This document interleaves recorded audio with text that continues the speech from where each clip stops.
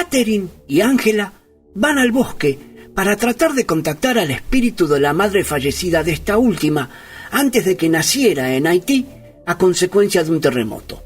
Sin embargo, cuando regresan, tienen comportamientos extraños y violentos.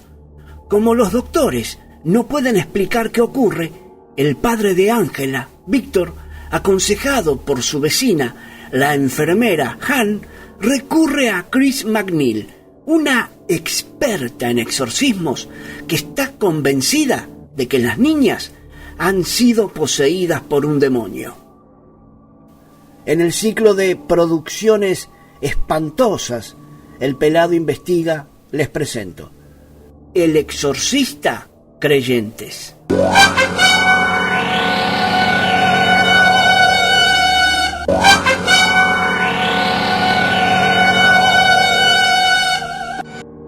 Antes de ahondar en por qué El Exorcista Creyentes es un desastre realmente como largometraje, que quiere jactarse en ser la secuela del clásico de William Friedkin, debemos analizar ¿qué es lo que hace tan aterrador al Exorcista hasta nuestros días? Más allá de los espectaculares efectos especiales, visuales y sonoros, de las voces demoníacas y las escenas perturbadoras de la época, hablamos del año 1973, ¿cuál es el centro de la historia? En El Exorcista, ante todo, es una película sobre la fe. Se centra en una actriz escéptica, atea, cuya hija es poseída, quien, en su desesperación, luego que la ciencia no puede determinar qué le sucede, acude a 2 sacerdotes porque la situación va más allá de lo que ella puede comprender. El religioso más joven pasa por una crisis de esperanza que se ve a prueba al enfrentarse al demonio en persona para salvar lo más valioso, el alma inocente de una niña. El Exorcista se basa en el ritual romano para llevar a cabo el exorcismo. En El Exorcista Creyentes, el director, Gordon Green, parece temeroso o no le importó realmente tocar este tema, y lo hace desde un enfoque diferente, cuya ejecución es terrible. La idea de que todas las religiones en realidad se tratan de la conexión entre personas y no de Dios en sí. Para el director, el pilar de esta película se basa en la unidad. La unidad de todas las personas necesarias, crean en lo que crean, no importa, para hacer frente al mal que puede en cualquier momento romper nuestra plácida rutina y atacar aquello que más queremos, independientemente de su inocencia. Por desgracia, El Exorcista Creyentes confunde la unidad con la falta de personalidad, la ambigüedad con la dejadez y al demonio con un poltergeist de tercera y muy bizarro.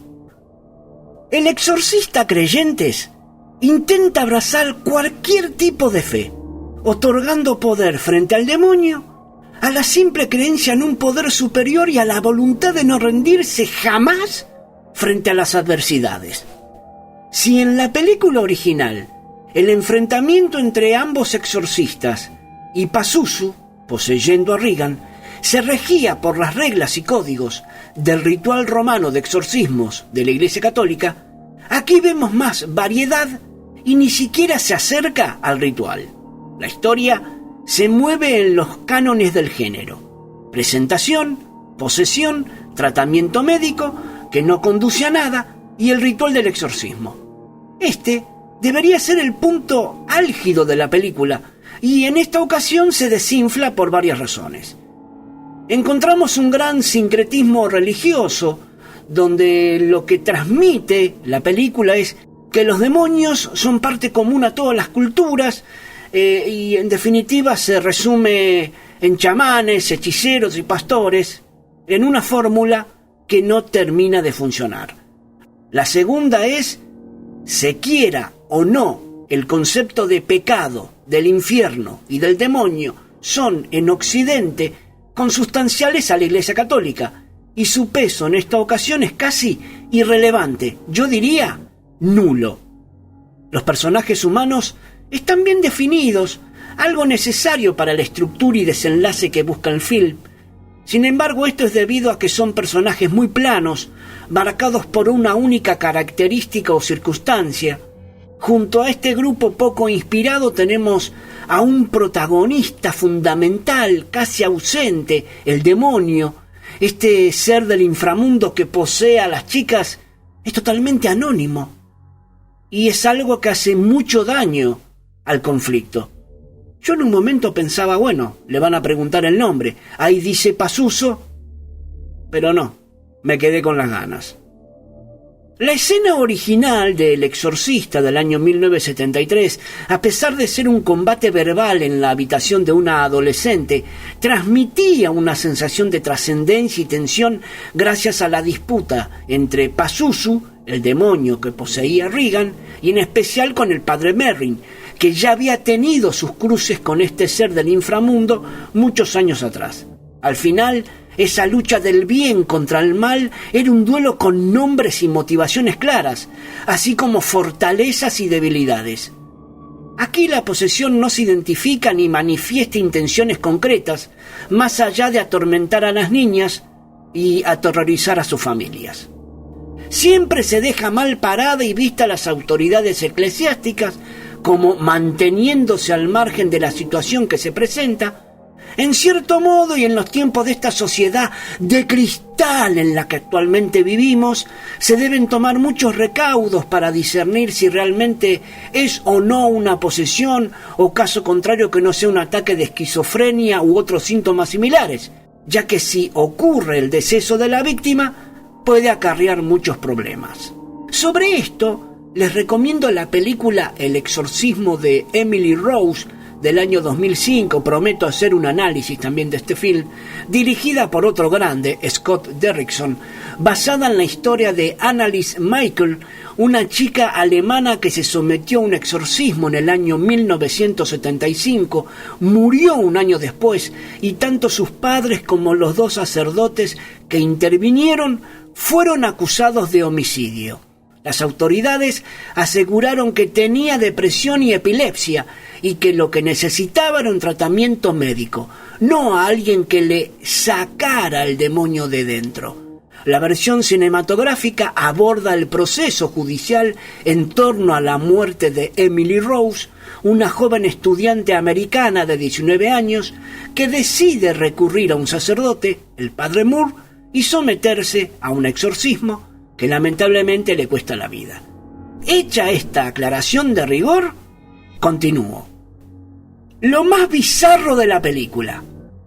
Cuando el padre Maddox le pasa la posta a la señora, la enfermera Han, yo ya quería sacar la película.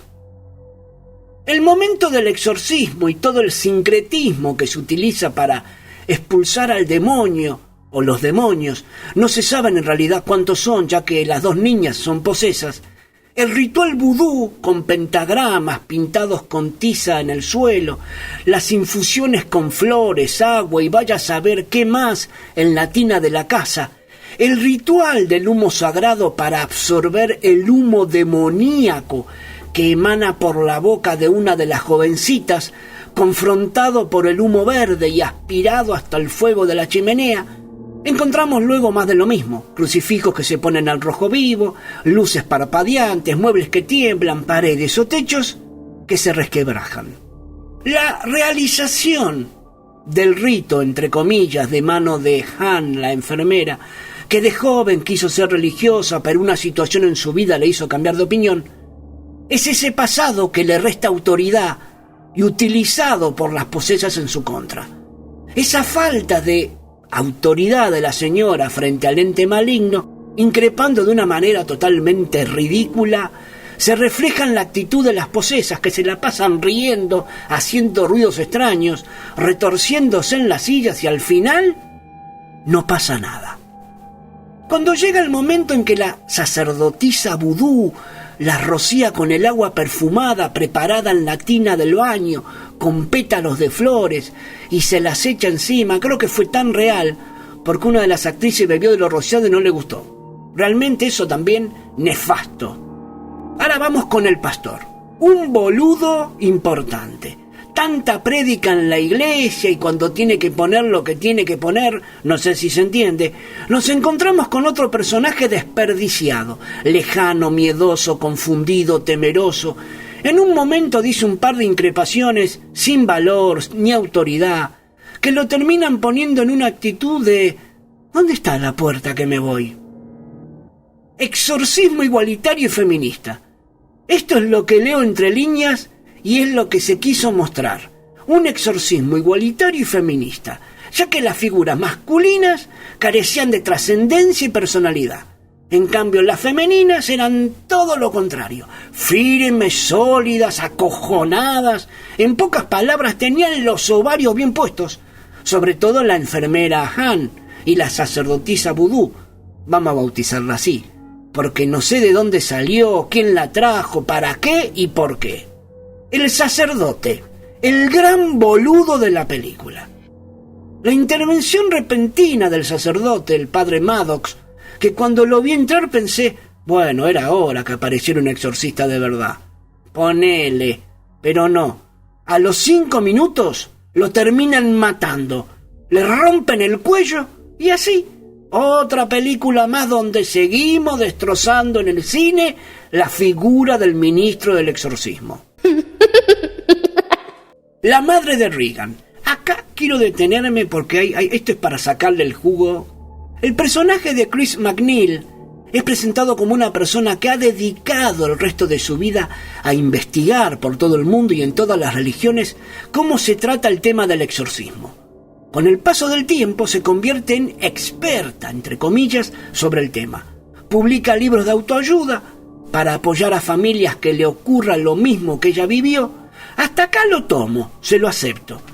Pero lo que realmente me fastidió y mucho es cuando Víctor, el papá de Ángela, le pregunta si ella participó o vio cómo fue el exorcismo de Regan, a lo que ella le contesta. Escuchemos. En realidad no lo presencié, el exorcismo. No me dejaron. ¿Por qué?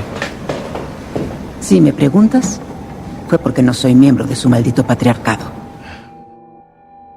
Lo gracioso de esto y lo poco decoroso en mostrar por qué no le dejaron ver o participar en el exorcismo tiene una explicación y no ese comentario feminista de su maldito patriarcado que deja al exorcista creyentes.